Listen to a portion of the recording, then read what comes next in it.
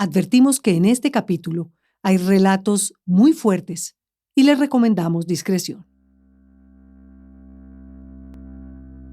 El trabajo que hice con mujeres del Pacífico y con mujeres del Caquetá fue uno de los que más me marcó porque en sus historias hay todos los tipos de violencia en una sola vida, ¿no? Y en una vida muchas veces muy joven. Durante 8 años, Adriana Pombo recorrió Colombia de punta a punta. Trabajaba con una ONG desarrollando proyectos de capacitación para poblaciones vulnerables en todos los departamentos del país. Eran capacitaciones y sobre todo encuentros con unos enfoques muy distintos para conservar la biodiversidad, para conservar el medio ambiente. Y lo que hacíamos era desde fortalecimiento administrativo, fortalecimiento financiero, pero también fortalecimiento individual, desde lo que ellos son como personas, ¿no? Pero al caminar por tanto tiempo Colombia, no solo recogió la belleza de los paisajes y la amabilidad de la gente, sino también las duras historias que nacen de las heridas que ha dejado la guerra. Hay una persona en el Pacífico, en el Valle del Cauca, que tuvo que huir allá al Valle del Cauca, y cuando llegó allá con sus hermanos de 7, 6 y 8 años, los paramilitares los catalogaron de guerrilleros y enfrente de los ojos de esta mujer asesinan a sus 3 hermanos con una motosierra. Más de 50 años de violencia marcaron la vida de millones de personas en el campo y en las ciudades y han dejado experiencias traumáticas que todavía hoy cuesta recordar. Pero a pesar de todo, existen muchas personas que buscan pasar la página de ese pasado tan doloroso. El nivel de confianza al que llegué con muchas personas distintas, mujeres, hombres, niños, adolescentes, fue por un lado lo más especial que me ha pasado en la vida y por otro lado lo más doloroso, porque estas personas tampoco cuentan sus historias más dolorosas a cualquier persona que va llegando, ¿no? También porque ponen en riesgo sus propias vidas. Y es que finalmente ese era su trabajo, lograr la confianza suficiente con la gente para poner en marcha proyectos que fortalecieran a las comunidades y que al tiempo cuidaran del medio ambiente. Pero para lograrlo, Adriana tuvo que soportar, como ella misma dice, muchas cachetadas que le dio la vida en lo más profundo de Colombia. La desconfianza frente a cualquier persona blanca de la ciudad es absolutamente cierta y es absolutamente válida también, ¿no? Fue difícil para mí abordar, pero creo que a través de la humildad, de ser absolutamente auténtica, consciente de todos los privilegios que yo he tenido en la vida, de ser abierta también con eso, de no querer imponer ni pretender que yo tengo alguna sabiduría más que cualquier otra persona, creo que esa confianza se creó relativamente rápido, pero sí hubo momentos de cachetadotas y de ¿quién es usted, Adriana, para estar yendo allá y diciendo qué? Lamentablemente, a pesar de los esfuerzos de paz, la violencia aún existe en muchas regiones de Colombia. Guerrillas, paramilitares, narcotraficantes, bandas criminales, las mismas Fuerzas Armadas, en fin, una lista larguísima. Y dentro de los capítulos más dolorosos de la violencia están los crímenes sexuales. Se calcula que más de 32.000 personas han sido víctimas de violaciones durante el conflicto y todavía quedan muchos casos por aclarar.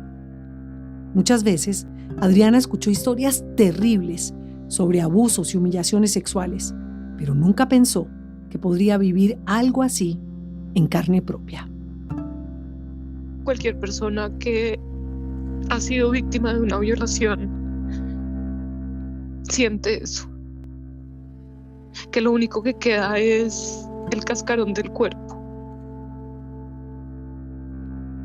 que todo lo demás se va durante mucho tiempo. Mejor dicho, yo sentí que todo me lo habían quitado, todo.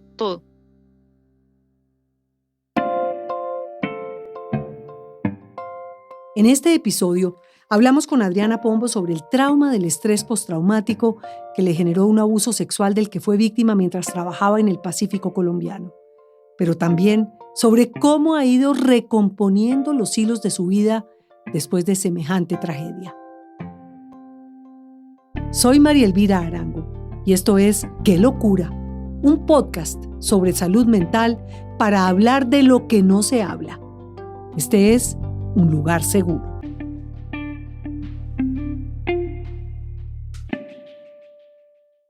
Adriana Pombo nació en Alemania. Es hija de un colombiano que en los años 80 se ganó una beca y estando allá se enamoró. La pareja y la bebé regresaron a Colombia al poco tiempo y aquí vivió Adriana hasta los 18 años. Cuando piensa en su adolescencia, se ríe al recordar lo peleona que era. No aceptaba las imposiciones y fue precisamente por eso que decidió estudiar Derecho.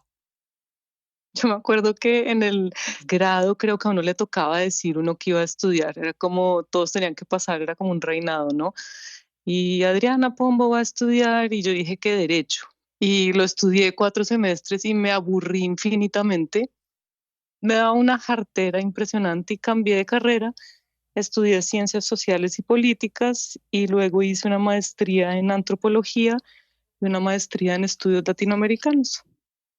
Estudió en Europa, pero en el último tramo de su carrera sintió que allá no tenía mucho espacio para trabajar en lo que se había preparado. Por eso empezó a planear su regreso a Colombia. Pero antes de hacerlo, sufrió el primer golpe que marcó su vida. Entonces yo ya antes había decidido que me iba a regresar a Colombia. Sin embargo, hubo un suceso que marcó, digamos, ya la decisión y fue la primera vez que abusaron de mí. Abusaron de mí un mes antes de graduarme. Eso fue en Austria, en Viena. Un empresario venezolano.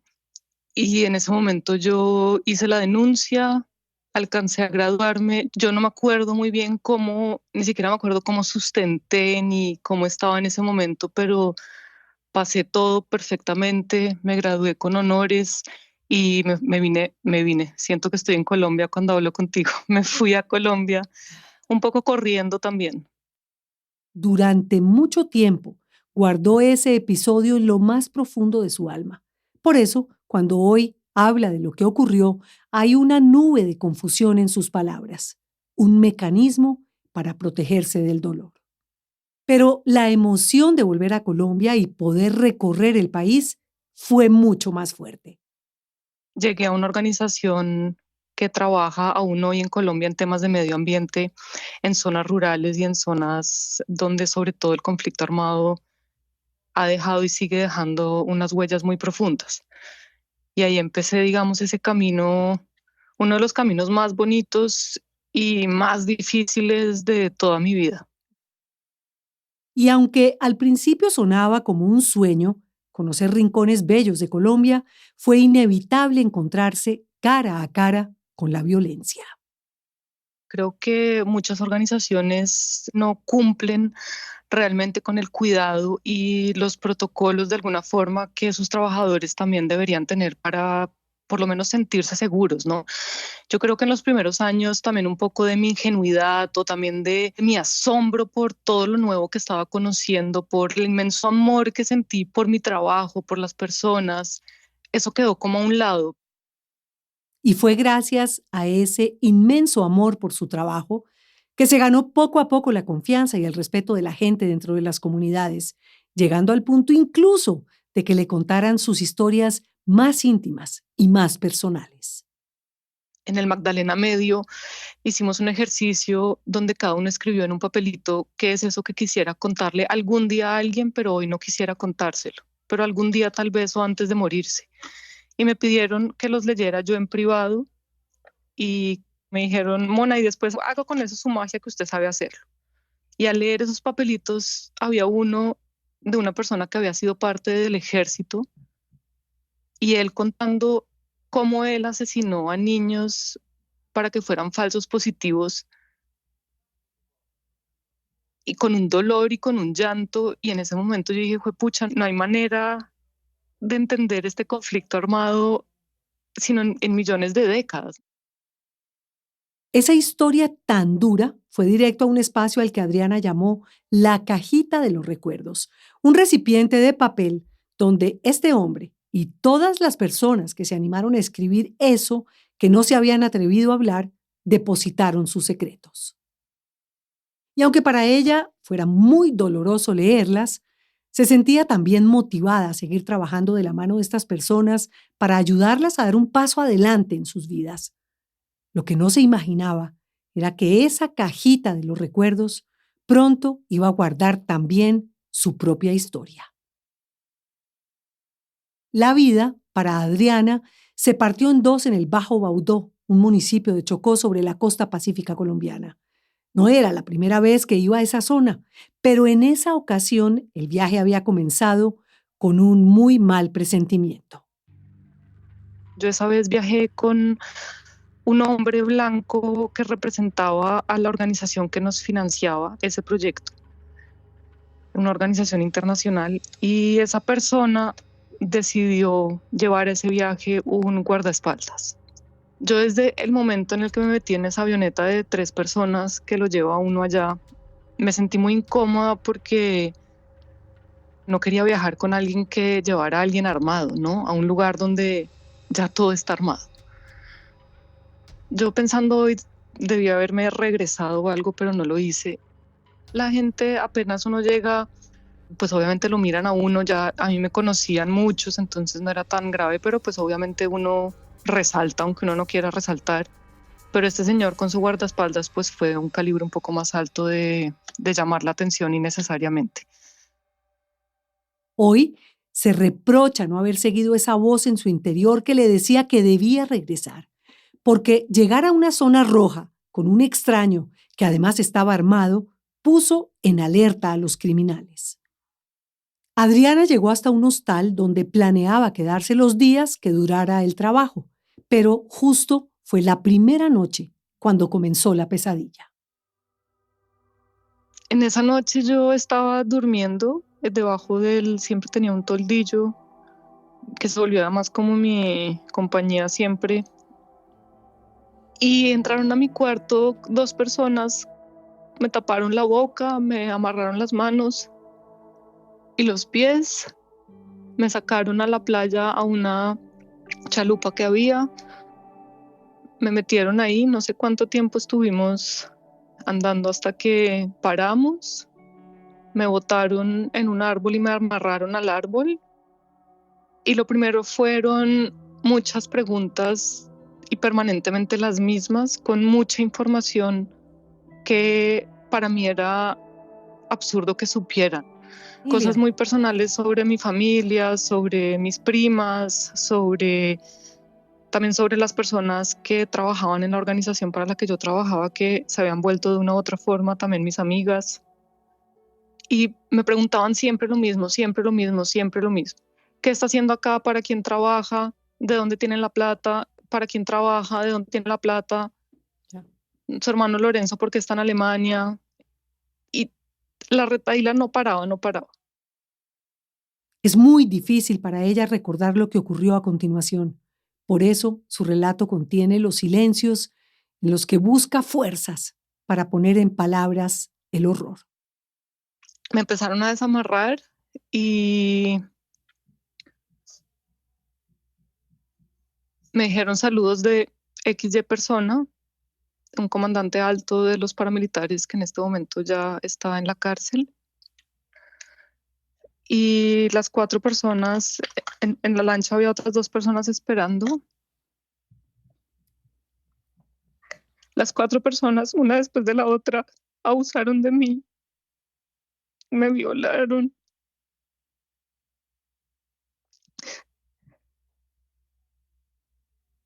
Y después me metieron palos en la parte de atrás.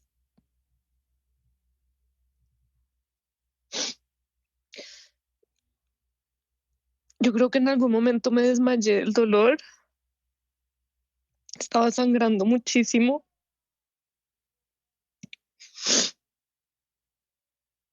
Me regresaron y me dejaron tirada en la playa donde estaba el hotel.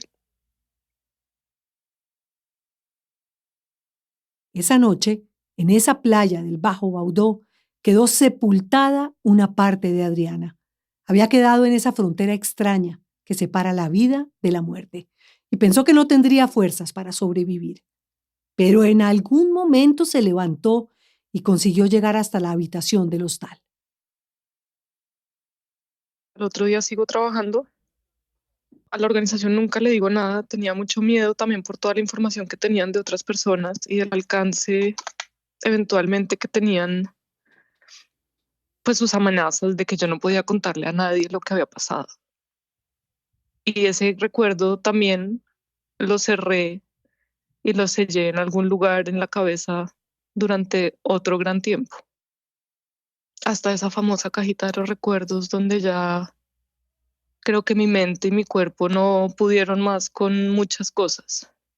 Y duró muchos meses más en entender qué era todo lo que realmente me había pasado, desde la escucha profunda a tantas personas hasta lo visto y lo vivido en carne propia. Una violación es sin duda un evento que pone en riesgo la integridad física y mental de la víctima. Para entender mejor las consecuencias de lo que le pasó a Adriana, hablamos con el doctor Ariel Alarcón. Cuando uno habla de estrés postraumático, tiene que fijarse en diferentes elementos que construyen este trastorno. Uno es el hecho que ha debido haber ocurrido en el pasado de la persona un trauma, es decir, alguna circunstancia que puso en peligro su vida o su integridad psicológica o la vida de integridad psicológica de alguien cercano muy importante para la vida de la persona. El estrés postraumático es el resultado de un intento fallido de la mente de la persona por elaborar una situación traumática que ha vivido. Es decir, el evento traumático no queda almacenado en la memoria de la persona como un mal recuerdo del pasado, no, sino que sigue vigente como si hubiera pasado ayer, durante mucho tiempo, desatando la ansiedad y otros síntomas. La ansiedad es el elemento más grave, más fuerte desde el punto de vista de salud mental de una condición de estrés. Entonces, de ese modo se define síndrome de estrés postraumático. El cerebro sufre alteraciones muy graves por cuenta de este síndrome, desde cambios notables en la identidad de la persona hasta amnesia. El hipocampo, que es el regulador de la memoria en nuestra cabeza, se bloquea como un mecanismo de protección. Por eso es usual que pase mucho tiempo antes de que los episodios traumáticos salgan a la luz. Así, exactamente, le pasó a Adriana. Era diciembre del 2019 y era una mañana como cualquier otra. Yo vivía en ese momento con una amiga y me metí a bañar para ir a trabajar. Y en la ducha yo no paraba de llorar, no paraba de llorar, no paraba de llorar. Se me iba el aire, entonces salí de la ducha en toalla y le dije a mi compañera, le dije, Alejandra, por favor, no puedo respirar, no sé, me voy a morir, no sé qué me está pasando, no puedo respirar, necesito ayuda, no puedo más, necesito ayuda. Eran las 5 de la mañana. Ella me ayudó a pensar qué podíamos hacer, a dónde podíamos ir. Empezamos a buscar clínicas psiquiátricas y ese día fue la primera vez que fui a la clínica Montserrat. No solo era su primera vez en una clínica de salud mental, sino también la primera vez que hablaba de lo que le pasó. Se desmayó en la entrada y aunque le brindaron primeros auxilios en ese momento, en la clínica solo le recomendaron buscar un psiquiatra que pudiera verla con regularidad.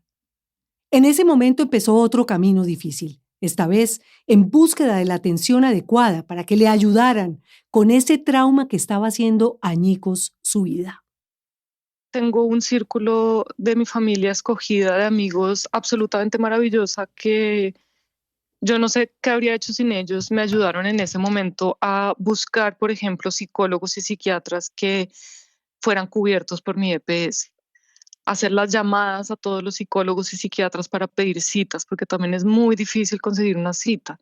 Y yo no me sentía en la capacidad ni siquiera de coger un teléfono y empezar a llamar y decir por qué quiero una cita. Adriana estaba tomando antidepresivos, pero sentía que no le estaban sirviendo para nada. Después de, no sé, 3 citas que fue, me dijo, no, Adriana, no estás mejorando, entonces yo creo que mejor debes internarte en la clínica.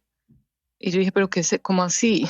No me sentía escuchada, fui a donde otro psiquiatra que me dijo literal que yo era una histérica. Pasé por otra que por lo menos me pareció honesta, que me dijo, yo le conté un poco y me dijo, no, Adriana, yo la verdad no tengo capacidades ni sé cómo poder acompañarte ni ayudarte, te puedo recomendar a otros. Otra psicóloga me dijo, esto no es un chiste, me dijo, ¿conflicto armado? ¿En dónde? Además de no poder encontrar la ayuda que necesitaba con urgencia y ni siquiera sentirse escuchada, los ataques de pánico se estaban volviendo cada vez más frecuentes. Podía estar en un supermercado y de pronto me daba llanto, podía hacer mucha rabia y ganas de destruir. Una vez cogí todo mi apartamento y todo lo tiré al piso, como unas ganas de mandar toda la mierda y de romper todo, ataques de pánico, quedarme sin aire, desmayos. No estaba durmiendo bien, obviamente. Creo que cada segundo día se me iba el aire y ya era mucho más consciente porque venían con flashbacks, venía con ataques también no solo de pánico, sino también de autoagresión, de querer sentir dolor físico para que la mente parara de pensar. Ciertos olores, ruidos, palabras y hasta personas disparaban los flashbacks que acababan en ataques de pánico. Esos síntomas son los que configuran el estrés postraumático complejo. Así lo explica el doctor Ariel Alarcón. Si esa persona que ha sido violada, la han violado en unas circunstancias donde una de las personas él medio se acuerda de que tenía una camisa roja. Entonces la persona le coge o fobia a los objetos rojos o las camisas rojas, o cuando detecta una camisa roja, se dispara una crisis de ansiedad o una crisis de pánico sin que la persona tenga memoria de por qué está en una situación de pánico. Y lo que pasa es que está mal almacenado en la memoria el evento traumático. A pesar de los ataques y las lesiones que ella misma se causaba, Adriana trataba de seguir su vida lo mejor que podía. En la organización para la que trabajaba la enviaron a una psicóloga ocupacional, pero de inmediato quedó claro que tampoco era la ayuda que realmente necesitaba. Desde el momento uno en donde le dije 3 cosas de lo que me estaba pasando, se puso a llorar. Entonces yo dije, pues acá no puede ser el lugar, ¿no? Me tildaron de malagradecida en la organización por no seguir recibiendo su gran ayuda que me ofrecieron, pero para mí no tenía ningún sentido ir a donde una persona que llorara en vez de...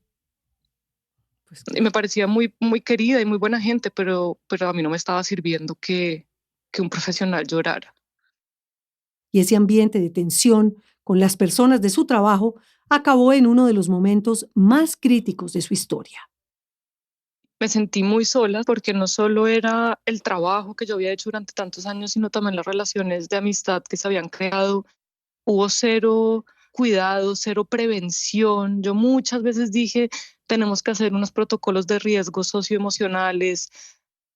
Nunca les importó nada, solo les importó la plata. De hecho, en algún momento yo tuve un ataque de pánico en la oficina y un colega me trajo un vaso de agua, yo me lo tomé después del ataque de pánico y cuando salió mi jefa en ese momento me dio tanta rabia que cogí ese vaso y lo rompí y la señora lo único que me dice es, por favor, Adriana, no rompas propiedad privada del Fondo Acción.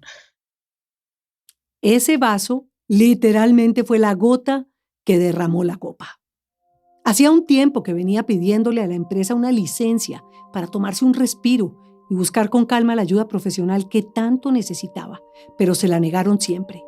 Ese día, después de romper el vaso en la oficina, su jefe le planteó que terminaran por mutuo acuerdo el contrato que tenían, como queriendo salir de ella en buenos términos.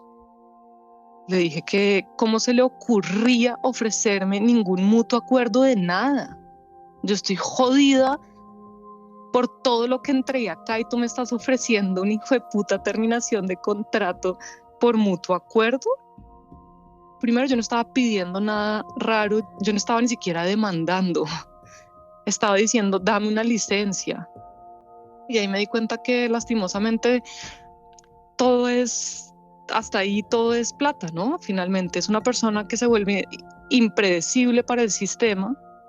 Pucha, salud mental, no, que encarte, qué problema, que no, mejor chao, Adriana. Adriana intentó conseguir una certificación que demostrara que su enfermedad es de origen laboral, pero lo único que logró fue una incapacidad de un par de meses. Cuando terminó, la despidieron de su trabajo. Pensó que no le quedaba otro camino más que acostumbrarse a los ataques de pánico y a los flashbacks, pues todavía no encontraba una terapia que de verdad le sirviera. Y aquí vale la pena explicar por qué puede ser tan difícil para las personas que sufren estrés postraumático complejo encontrar ayuda profesional. A veces hay algunos colegas, y a veces colegas jóvenes, o a veces cuando no están bien enterados de este tema o hacen una consulta demasiado rápida, dicen, ¿usted qué tiene? No, estoy deprimido, no puedo dormir, no quiero comer, pienso negativamente sobre mí, me siento culpable, tal. Bueno, está deprimido, trate la depresión. Pero resulta que debajo de esa depresión hay un estrés postraumático. La terapia bien hecha tiene que incluir elementos de psicoterapia, tiene que incluir elementos de arte, de elaboración artística, tiene que incluir elementos de trabajo corporal, trabajo con el cuerpo, porque el trauma se queda atrapado en el cuerpo, como te decía, la cantidad de síntomas psicosomáticos que hay. Entonces la persona tiene que hacer yoga, tiene que hacer danza, terapia. En ese momento, Adriana no sabía que necesitaba de todos esos elementos para empezar a sanar el trauma, pero encontró por fin a la persona indicada. Es un psicólogo que además trabaja en clave con una psiquiatra, que me pareció buenísimo. Entonces entré en tratamiento psicológico y psiquiátrico con las pastillas que realmente me podían funcionar.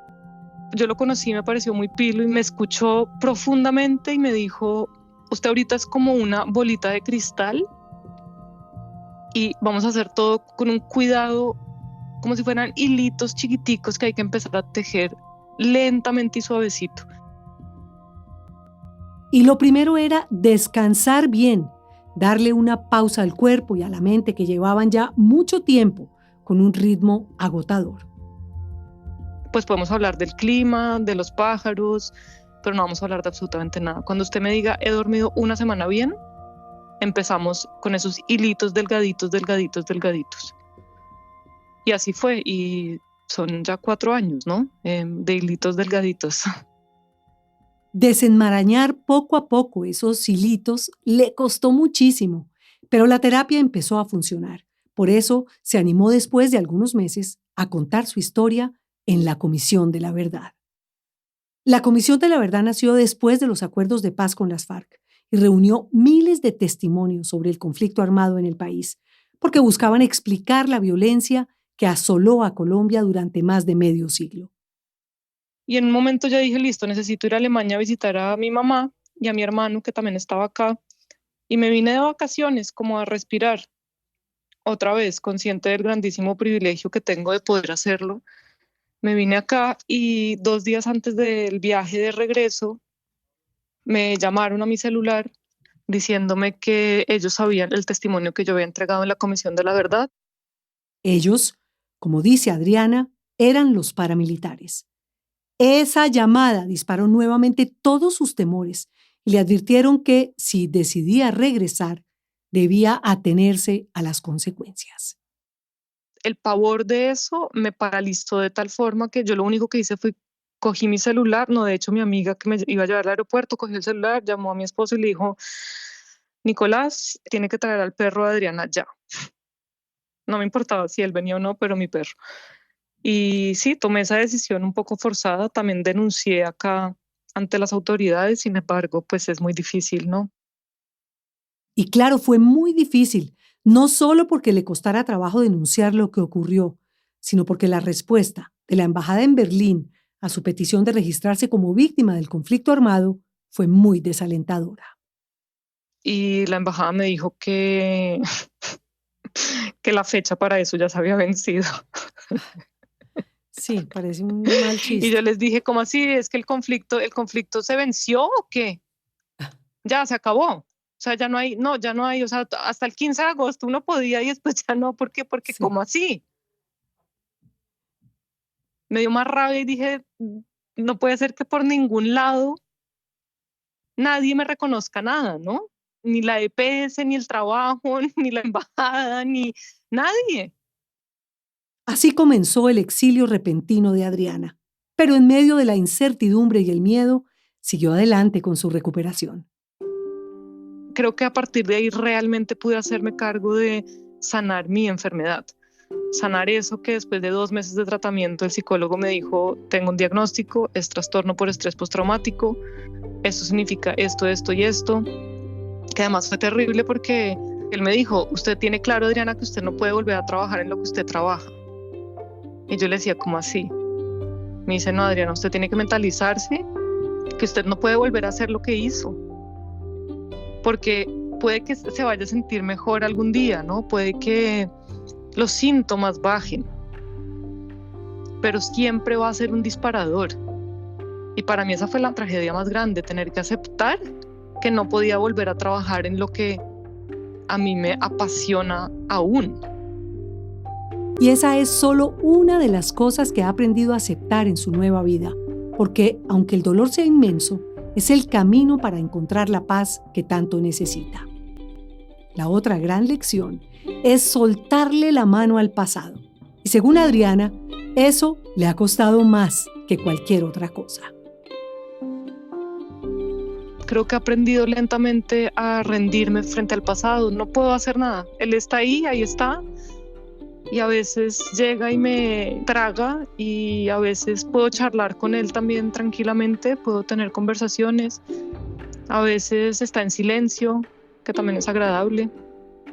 No sé si he perdonado a mis victimarios, tampoco creo que quiera perdonarlos, pero creo que los dejé ahí en un lugar donde deben estar y no me guían a mí, ¿no? Es que es como un secuestro de todo lo que uno es. Cuando uno es violentado, uno se siente fuera de sí mismo y recuperar como las cosas, darse cuenta que yo estoy dando mis propios pasos, que yo estoy respirando, que yo estoy abriendo los ojos. Eso nadie me lo quita y nadie me quita el vínculo que tengo con mi país, ¿no? Hoy los ataques de pánico y las crisis son casi un mal recuerdo del pasado. Hace tiempo que puede dormir mejor y aunque sigue con medicamentos, Adriana siente que su vida nuevamente tiene un camino. Ahora trabaja para una organización que acompaña a personas con distintas discapacidades, tanto físicas como emocionales.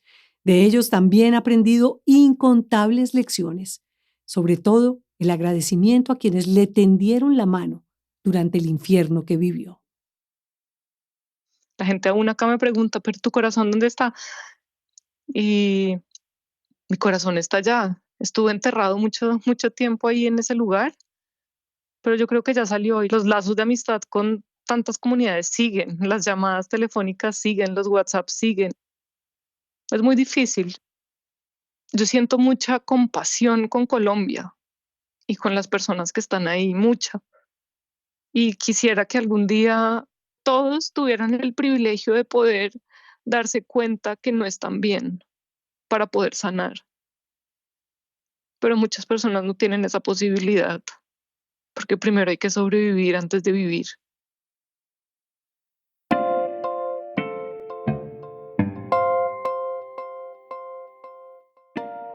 ¡Qué locura! Es impulsado por porquequieroestarbien.com, el programa de salud mental de la Fundación Santo Domingo. Yo soy María Elvira Arango. La producción es de la no ficción de Boombox y mía.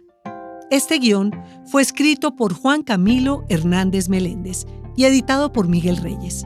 El diseño de sonido es de Pablo Restrepo.